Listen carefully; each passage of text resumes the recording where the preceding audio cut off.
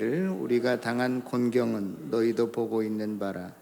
예루살렘이 황폐하고 성문이 불탔으니 자 예루살렘 성을 건축하여 다시 수치를 당하지 말자 하고, 또 그들에게 하나님의 선한 손이 나를 도우신 일과 왕이 내게 이런 말씀을 전하였더니 그들의 말이 일어나 건축하자 하고 모두 힘을 내어 이 선한 일을 하려 하며, 호론 사람 산발랏과 종이었던 암몬 사람 도비야와 아라비아 사람 게셈이 이 말을 듣고 우리를 업신여기고 우리를 비웃어 이르되 너희가 하는 일이 무엇이냐? 너희가 왕을 배반하고자 하느냐 하기로, 내가 그들에게 대답하여 이르되 하늘의 하나님 우리를 형통하게 하시리니 그 종들인 우리가 일어나 건축하려니와 오직 너희에게는 예루살렘에서 아무 기업도 없고 권리도 없고 기억되는 바도 없다 하였느니라. 아멘. 한자가 그 변방세자 늙으로자, 그래서 세옹지마라는 말 여러분들 많이 들어보셨을 거예요. 중국 북방 북경 변방 마을에 어느 한 할아버지가 사셨는데, 그 할아버지 말이 기르던 말이 그냥 국경 너머로 오랑캐 땅으로 도망가 버렸어요. 물론 말값도 말값이려니와 그동안 이 말을 애지중지하면서 자식처럼 키웠는데 아무 이유도 없이 도망가 버려서 동네 사람들이 그 할아버지를 찾아와서 위로했어요. 할아버지 참 안 됐습니다. 그랬더니 그 할아버지가 의외로 덤덤하게 아니 뭐 이 일이 다 뭐 끝이겠어 이렇게 말씀하시는 것이었어요. 그런데 몇 달 후에 그 도망쳤던 말이 다른 말 한 마리까지 더 데리고 다시 돌아왔어요. 그래서 동네 사람들이 가서 뭐 재수가 좋니 뭐 흉제했느니 또 이렇게 축하해 주었는데, 그때도 할아버지께서 여러 동네 사람들의 이야기를 들으시면서 이것이 뭐 또 무슨 일이 될는지 어떻게 알겠어 하고 또 덤덤하게 대답하시는 것이었어요. 그런데 이제 좋은 말이 두 마리가 생겼잖아요. 그런데 그 할아버지 아들이 말타기를 아주 좋아했어요. 그래서 이 말을 열심히 타다가 그만 말에서 떨어져서 한쪽 다리가 상해서 그만 못 쓰게 됐어요. 쩔룩거리게 됐단 말이에요. 그런데 그 뒤로 한 1년쯤 후에 그 나라에 전쟁이 일어났습니다. 그래서 나라에서 모든 젊은이들을, 장정들을 다 모아서 전쟁터로 보냈어요. 마을 사람들도 다 젊은이들이 나갔습니다. 그런데 그 전쟁에 나갔던 모든 병사들이 거의 다 죽고 말았어요. 전사 소식을 들은 마을 사람들이 집집마다 그 곡소리가 안 나오는 집안이 없을 정도로 힘들었는데, 그때 누구는 빠졌어요. 이 할아버지의 아들은 다리가 불편해서 그 전쟁에 나가지 않아서 살아났단 말이에요. 우리가 이 이야기를 들으면서 인생사라고 하는 것은 얼마든지 화가 복이 될 수도 있고 복이 화가 될 수도 있다. 우리의 인생을 너무나 짧게만 보지 말고 좀 멀리 내다보는 해안을 가지고 살라는 그러한 고사성어인 것 같습니다. 그런데 오늘 설교 제목은 세옹지마가 아니라 뭐예요? 호사다마. 뭐 여러분들이 인터넷 치면은 다 이 말이 어디서 나온지 알 수 있을 거예요. 호사다마라는 말도 원래 오게티가 있듯이 좋은 일이 있은 다음에는 꼭 뭐가 따른다? 뭐 마가, 어려움이, 뭐 환란이, 풍파가 따른다. 이제 그러한 의미인 것 같습니다. 오늘 저와 여러분들이 함께 읽은 본문도 그와 비슷한 상황이 아닌가 하는 생각을 해봅니다. 왜냐하면 느헤미야는 바벨론의 그 임금의 술 맡은 관원장이었어요. 그 위치가 어떤 사람이었냐면 우리 한반도의 핵 문제가 굉장히 그 중대한 문제잖아요. 그래서 뭐 한미일 또 북한을 중심으로 한 중국, 소련 이렇게 해서 육자 회담이라는 게 뭐 항상 있잖아요. 근데 그 육자 회담에서 미국 측 대표가 성김이라는 사람이에요. 근데 그 성김은 어떤 사람이냐면 그의 아버지가 한국 사람인데도 아마 일본으로 귀화한 것 같아요.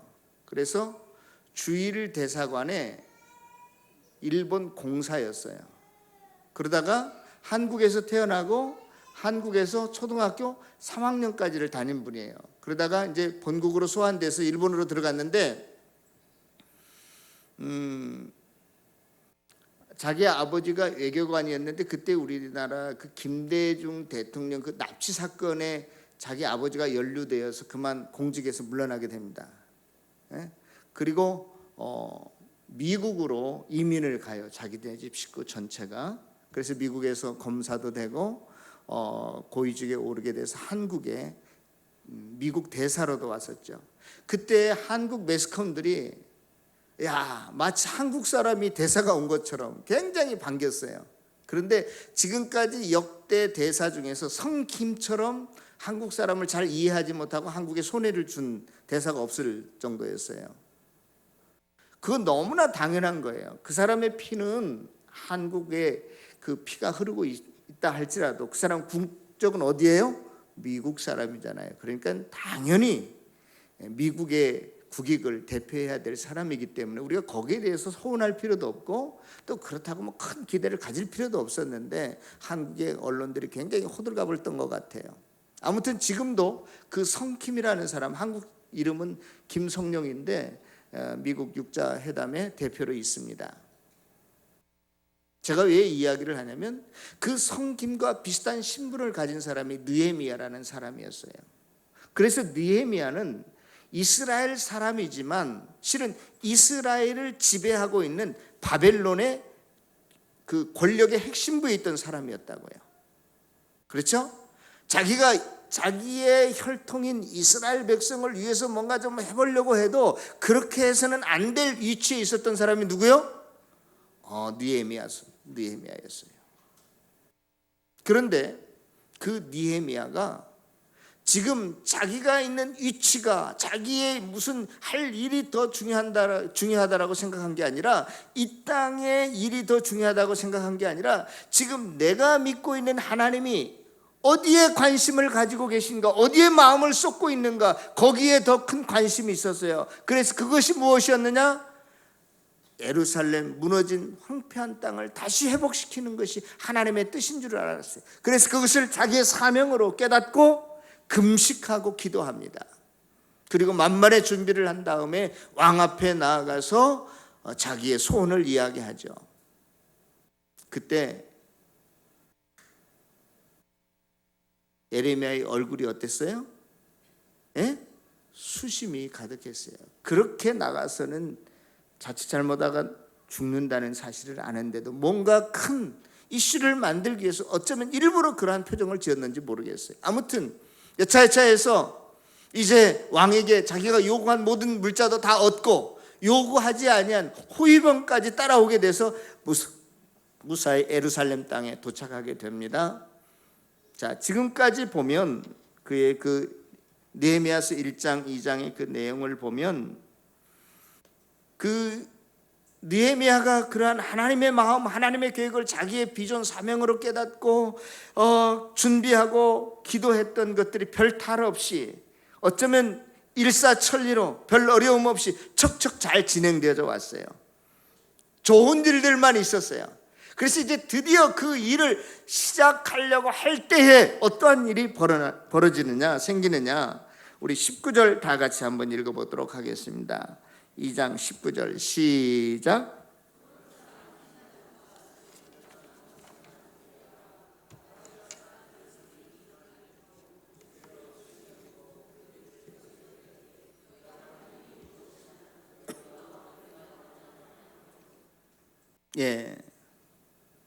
고론 사람 산발랏과 암몬 사람 도비야와 아라비아 사람 겟셈이 지금 느헤미야가 하려던 일을 어떻게 한다고요? 비웃고 업신여기고 방해하고 있습니다. 지금 너희들이 하는 일이 아닥사스다 왕을 배반하는 일이다, 그렇게 이야기합니다. 다른 건 몰라도요, 왕을 배반하고 거역한다, 이건 우리나라 조선시대에는 삼족을 멸하는 일이에요. 그렇죠? 그래서 지금 느헤미야와 온 이스라엘 백성들이 함께 힘을 합쳐서 막 주님의 뜻을 이루려고 하는 그때에 이러한 어려움이 생기게 되는 것입니다. 산발랏이라고 하는 사람은 어떤 사람이에요? 호론 사람이라고 그러는데 그 호론 사람은 우리가 잘 아는 것처럼 이스라엘에 갈릴리 지방도 있고 사마리아 지방도 있고 그런데 그 사마리아 지방의 한 도시가 호론이에요. 그런데 실은 이 사마리아 지역과 예루살렘까지 그 모든 지역을 누가 총독으로 그동안 지배하고 있었냐면 이 산발랏이라는 사람이 지배하고 있었어요.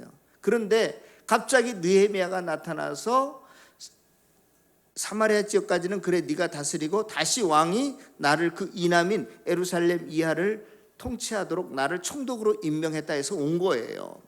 그러니까 산발랏이 좋아할 리가 없죠. 그렇죠? 예. 그러니까 산발랏이 자기의 어떤 참모라고 할 수 있는 도비야 또 아라비아 사람인 그 겟셈 다 실은 이방인들이나 마찬가지예요. 하나님의 뜻을 거역하는 사람들이요. 하나님의 뜻이 분명히 있는데도 불구하고 그것을 방해하겠다고 나선 사람들이요. 그래서 느헤미야의 이스라엘의 풍파가 시작이 되는 것입니다. 하나님의 뜻인데도 불구하고 하나님이 주신 비전인데도 불구하고 시련이 다가오게 되는 것입니다. 여러분, 이럴 때에 저와 여러분들이 어떻게 해야 될까요? 우리가 믿는 하나님이 온 세상 천지를 창조하시고 능력이 많으신 분이시고 우리를 사랑하시고 지켜주시는 분인데 우리에게 내 가정에 힘들고 어려운 일이 생기고 내가 하는 그 사업의 건강에 힘들고 어려운 일이 생길 때 우리가 어떻게 이 고난을 해석하고 받아들이고 이를 어떻게 극복해 가야 될 것이냐 하는 문제예요. 내가 믿음은 좀 부족하지만 그래도 다른 사람보다는 내가 더 주님을 열렬히 사랑하고 좋아하고 의지하는 것 같은데 왜 나에게 이런 일이 다가오는가? 하나님이 계시지 않는가? 하나님 나를 지키시지 않는가? 사랑하시지 않는가? 하나님 무능력 하나님이 아닌가? 이러한 의문이 생길 때 이러한 고난 앞에서 힘든 일 앞에서 우리가 어떻게 해야 되겠느냐 이 말이에요. 그것이 오늘 제가 여러분들 설교를 통해서 여러분들에게 하고자 하는 메시지의 핵심이 될 것입니다. 먼저 우리가 고난이 생기기 이전에 왜 그 고난이 나에게 오는가 부터 한번 좀 생각해 봤으면 좋겠어요. 왜 나에게 그러한 어려움이 오는가? 하나님의 백성들에게 왜 시험이 생기는가 하는 문제입니다. 첫 번째로 우리에게 왜 시험이 어려움이 생기는가? 그것은 뭐냐면 인간의 욕심 때문에 생겨요. 인간의 욕심 때문에. 이건 뭐 두말할 필요가 없어요. 주식하는 사람들 많이 있죠. 왜 망해요? 욕심. 그러면 욕심 때문에 주식 더 하다가 망해요. 욕심. 이건 누구나 자연 현상이야. 두 번째, 또 뭐 때문에 우리에게 고난이 오고 힘듦이 있는가? 사탄이 주는 고난이 어려움이 있습니다. 방해가 있습니다. 욕심이 잉태한 즉 죄를 낳고 죄가 장성한 즉 사망을 낳는데 사탄은 저와 여러분들에게 다가오는데 목적이 있어요. 시련을 주는 목적이 있어요. 어떻게 하면 저와 여러분들을 거꾸로 들이고 망하게 하고 죽이려고 하기 위해서 사탄은 저와 여러분들에게 고난을 시련을 줍니다. 욥을 사탄이 시련하는데 왜 어려움을 주죠? 어떻게 하면 하나님을 부인하고 죽이게 하려고 망하게 하려고. 성경에도 보면은 이렇게 말합니다. 귀신 들린 아들을 데리고 온 아버지에게 예수님께서 나타나셔서 언제부터 네 아들이 이렇게 됐느냐 그랬더니 어릴 때부터 그렇게 됐습니다 하면서 귀신이 자기 아들을 죽이려고 물에 자주 던지우게 됩니다. 귀신이 어떻게 하려고요? 아들을 죽이려고. 그래서 사탄이 저와 여러분들에게 어려움을 주는 일은 그 일을 통해서 하나님을 부정하고 우리를 망하게 하고 죽이게 하려고 어려움을 준다. 시련을 준다 이 말이에요. 사탄은요 물불을 안 가리는 것 같아요. 그래서 저와 여러분들에게만 다가오는 게 아니라 심지어 누구에게까지도 다가와요?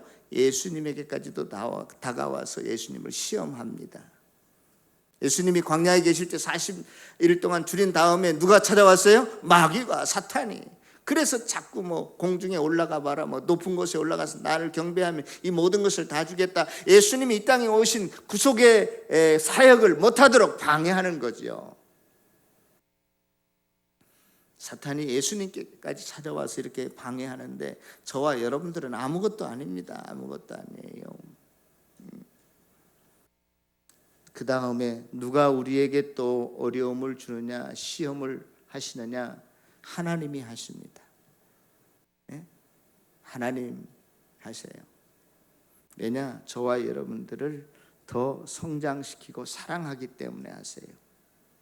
성장시키고 사랑하기 때문에, 성장시키려고. 히브리서에 보면, 히브리서 보지 않더라도 우리가 길거리 가다가 있잖아요. 요즘 어른들이 절대 잘못하는 청소년들 보고도 그냥 못 본 척하고 다 지나갑니다. 괜히 참견했다가는 애들한테 맞아요. 그렇죠? 그래서 그냥 나쁜 짓 하는 거 보고도 그냥 지나갑니다. 우리 아들 아니면 상관하지 않아요. 그러나 지나가는데 그 나쁜 짓 하는 놈이 누구요? 내 아들이면 데려다가 다리를 부지러뜨리든지 어떻게 하든지 결판을 내죠. 그렇죠? 히브리서에도 보면 분명히 하나님께서 그 사랑하는 자를 어떻게 한다? 징계한다, 그렇게 말씀하고 계세요. 징계가 지금 우리에게는 힘들고 어려워요. 눈물이 나요, 매를 맞으면. 그럼에도 불구하고 하나님이 저와 여러분들을 사랑하시니까 어려움을 당해서 내가 지금 무엇을 잘못했는지 깨닫게 하신다는 것이죠. 그래서 그 일을 바로잡기를 원하시는 거예요, 하나님께서.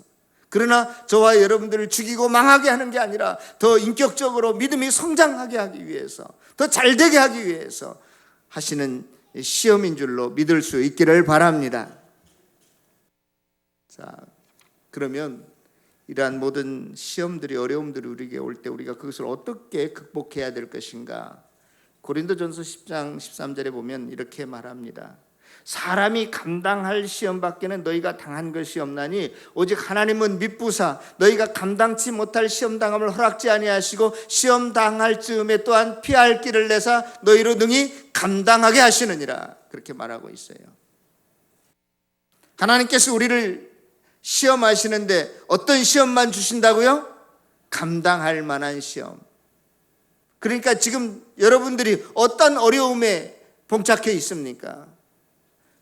건강 때문에 힘들어 하십니까? 아니면 돈 때문에? 아니면 무슨 자녀 때문에? 여러분들의 직장 때문에 힘들어 하세요? 내가 감당하지 못할 시험은 하나님께 절대로 주시지 않습니다. 어떠한 시험, 어려움도 내가 다 감당할 수 있는 시험임을, 어려움임을 여러분들이 믿을 수 있기를 바랍니다. 그리고 그 시험 당할 즈음에 그래 네가 한번 네 멋대로 해봐라가 아니라 하나님께서 그 감당할, 피할 길도 주신단 말이에요. 피할 길도 주신다. 할렐루야. 그래서 우리에게 어떠한 어려움이 온다 할지라도 너희로 하여금 능히 감당할 수 있게 하시느니라. 누가? 하나님께서. 그러므로 저와 여러분들이 어떠한 어려움과, 지금은 힘들고 어렵지만 내가 절망할 수밖에 없는 상황이라 할지라도 내가 승리할 수 있다는 이 확신을 가지고 저와 여러분들이 남은 생애를 살아갈 수 있기를 부탁합니다. 로마서 8장 18절에는 이렇게도 기록되어 있어요. 현재의 고난은 장차 우리에게 나타날 영광과 비교할 수 없다. 여기 딱 보니까 우리 교회 장로님들 다 탁구 고수들인 것 같아요. 우리 최중만 집사 얼마나 탁구를 잘 치는지 모르겠어요.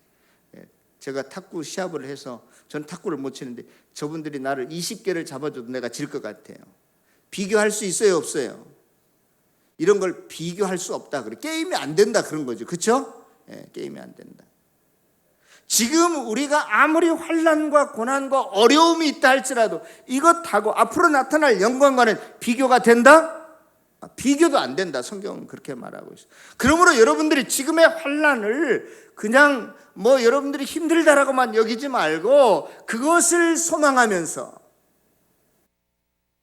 요즘 우리가 베드로전서를 묵상하고 있는데요. 베드로전서는 요한계시록과 비슷한 배경 속에서 쓰여졌는데 요한계시록이나 베드로전서는 왜 쓰여졌냐면 너무너무 혼란이 오기 시작하는 거예요. 초대교회 때.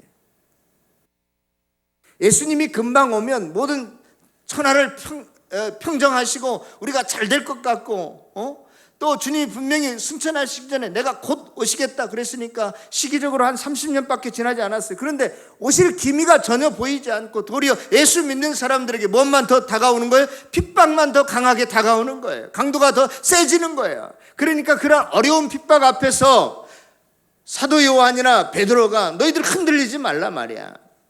그러면서 무슨 이야기를 하냐면 소망에 대한 이야기를 합니다. 우리가 이렇게 살다가 핍박을 받고 먹을 것이 없고 입을 것이 없고 핍박을 받고 죽어도 우리에게는 뭐가 있다? 소망이 있다는 거예요. 염려하지 말라는 거예요. 너희들이 굶어 죽고 매맞아 죽고 그것 때문에 절망하지 말라는 거예요. 우리가 죽는 그날에 우리에게는 놀라운 영광이 기다리고 있을 것이다. 하나님 나라의 잔치에 우리가 들어갈 수 있을 것이다. 우리의 소망은 이 땅에 관한 것이 아니다. 우리의 영적인 소망이고 영원한 소망이다. 이러한 메시지를 주고 있어요. 사랑하는 성도 여러분, 우리가 힘들고 어려울 때에 소망을 가질 수 있기를 바랍니다. 그 소망은 우리가 이 어려움을 이겨내서 더 잘 먹고 잘 사는 소망이 아니에요. 영원한 소망이고 영원한 상급이고 영원한 영광이고 평안이고 생명입니다.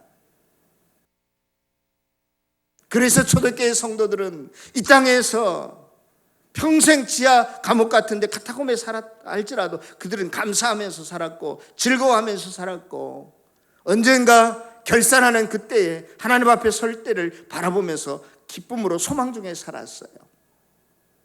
어려움이 올 때마다 소망을 가질 수 있는 저와 여러분들이 다 되어지시기를 바랍니다. 네. 우리가 소망을 갖는 것 정말로 중요해요. 확신하는 것 정말로 중요합니다. 결국은 이 모든 것은 무엇으로 해결할 수 있냐면 믿음으로 해결할 수 있어요. 믿음으로. 한번 여러분들 다윗 생각해 보세요. 나이가 어려서 징집 대상도 안 됐는데 골리앗 2m 정도 되는 그 자이언트 거인 앞에, 그 다음에 그 골리앗은 칼과 창으로 투구로 무장한 중무장한 그 사람 앞에 나간다는 것은요, 이건 믿음이 없이는 못 나가는 거예요. 그렇죠? 예. 내가 어떻게 옛날에 그 천하장사 이봉걸, 이만기 씨 이런 사람이 있는데 제가 씨름해서 이길 수가 있겠어요? 기술로 안 되는 거예요. 그러나 다윗은 그 조그만한 꼬맹이가 돌멩이 5개 가지고 골리앗 앞에 나갈 수 있었던 것은 그가 뭐가 있었기 때문에? 믿음이 있었기 때문에 그래요. 하나님이 나와 함께 하시고 하나님이 승리케 해주실 것이라고 하는 믿음, 확신을 가지고 나아갔기에 그는 승리할 수 있었음을 믿습니다. 자, 마지막으로 우리 20절 한번 오늘 본문 다시 읽어보도록 하겠습니다. 그렇게 어려움이 있을 때에 느헤미야가 뭐라고 이야기를 하고 있는지 시작. 내가 그들에게 대답하여 이르되 하늘의 하나님이 우리를 형통케 하시리니 됐어요. 지금까지는 잘 나왔어요. 큰 별탈 없이 나왔어요. 그런데 막상 그 일을, 하나님의 일을 이제 정작 시작하려고 하니까 산발랏 이하 여러 많은 사람들이, 무리들이 나타나서 못하게 방해했을 때 느헤미야가 자기 백성들 앞에 서서 누가 이 일을 형통케 하시리니? 하나님이 우리가 싸워서 이기는 게 아니라는 것이죠. 오늘이 무슨 주일이라고요? 성령 강림 주일. 근데 또 맥추절이라고도 해요. 이게 아주 복잡한 것이지만 제가 여러분들에게 잠깐 한국에서 지키는 맥추절에 대해서 좀 이야기를 하고 성경적인 근거도 이야기하고 우리가 이것을 어떻게 해야 될 것인가, 어떻게 지켜야 될 것인가도 여러분들에게 말씀을 드리겠습니다. 제가 몇 년 전부터 이제는 맥추절이라는 용어를 제가 사용하지 않겠습니다 해놓고서 또다시 맥추절 가로 열고 성령 강림절 이런 식으로 제가 쓰고 있는데요. 왜냐하면 연세 많이 드신 분들이 그동안 우리가 신앙생활을 할 때 맥추절 지켰어요, 안 지켰어요? 지켜왔는데 갑자기 맥추절이 없어지고 이건 새로 등장한 게 뭐야, 이렇게 오해를 하실까 봐서 제가 계속 쓰고 있어요. 근데 정말로 내년부터는 이 맥추절이라는 절기를 안 쓰겠습니다. 왜냐하면 잘 들으세요. 성경에 보면 맥추절을 지키라고 이야기합니다. 그렇죠? 근데 그 맥추절은 어떠한 날 맥추절을 지켰냐면 이스라엘 나라가 이집트에서 해방되고 그 출애굽한 달을 이스라엘 나라 사람들은 1월 달로 삼습니다. 그러니까 1월 14일 날 저녁에 유월절이라는 게 있잖아요. 그렇죠? 유월절이라는 게 있습니다. 그런데 지금 우리가 쓰는 달력으로는 그 유월절이 한 3월 달쯤 혹은 4월 달쯤 항상 들어 있어요. 그 유월절에 예수님이 돌아가셨잖아요. 그렇죠? 유월절에. 그런데 구약 시대 예수님이 오시기 전에 구약 성경에 보면 맥추절을 지키라고 했는데 그 맥추절은 언제나 유월절 다음 날이 맥추절이에요.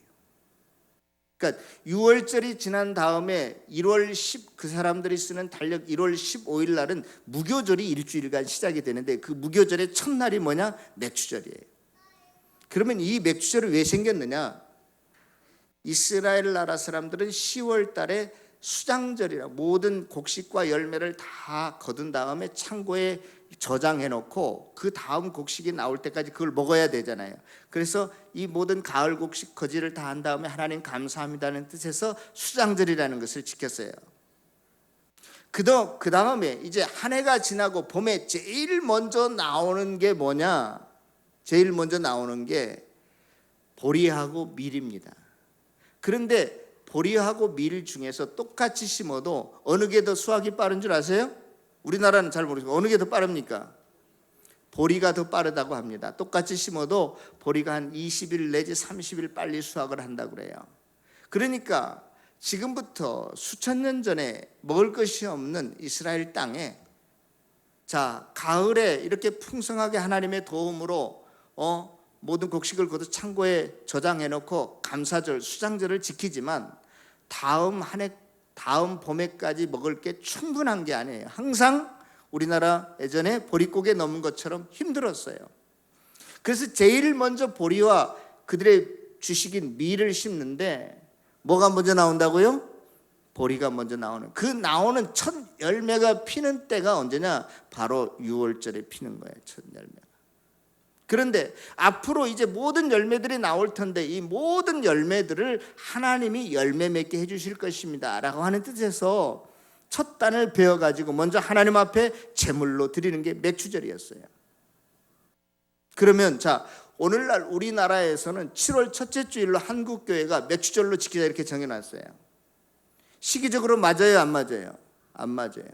또 의미적으로도 맥추절을 지킬 필요가 없어요. 왜냐하면 지금 구약 성경에 보면 너희들이 6월절을 영원히 지키라고 그랬는데 영원히 지금 지키고 있어요? 안 지키고 있습니까? 왜? 6월절을 누가 완성했어요? 예수님이 완성하셨기 때문에.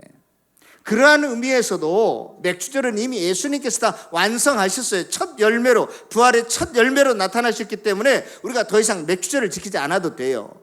그런데 왜 한국교회에서는 이 맥추절을 지켰느냐? 옛날에 우리나라의 1차 산업 농경문화 시대 때는 뭐 수입이 별로 없었어요. 그래서 1년에 언제 수입이 많냐? 가을에 벼 이삭 거둘 때, 그 다음에 언제? 봄에 보리 추수할 때. 그러니까 한국의 옛날 성도들은 11조라는 것을 잘 못했어요. 1년에 한 두서너 번 합니다. 언제? 보리 거둘 때. 보리 10가마니 거두었으면 한 가마니 갖다 11조 내고, 그 다음에 뭐 수입이 있어야지 농촌에서. 또 가을에 벼 100가마니 얻었으면 10가마니 교회에다 갖다 싸놓는 거예요. 저도 시골에서 봤어요. 시골에 살 때 없는 분들은 정말로 벼 갖다가 이렇게 싸놓고 교회에다 앞마당에다 그런 걸 제가 봤어요. 그래서 한국 교회가 자립할 수 있는 경제적인 능력이 없었어요. 그러다 보니까 구약에 이 맥추절이라는 용어도 나오고 우리나라 맥추절이 한 7월달 그러면 있었으면 좋겠다 생각해서 맥추절이라는 절기를 만들어 놨어요.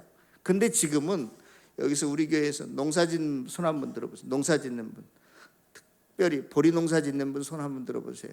아니 한 분도 안 계신데 우리는 그럼 맥추절 지킬 필요가 없어요. 실은 이미 신학적으로도 예수님께서 다 완성하셨고, 우리가 지금 농사 짓는 사람이 보리 농사 짓는 사람이 한 분도 안 계시는데 우리에게 지금 맥추절이 무슨 의미가 있냔 말이죠. 이건 신학적으로도 그렇고 모든 부분에서 단지 어떤 수입이 있으면 거기에 대한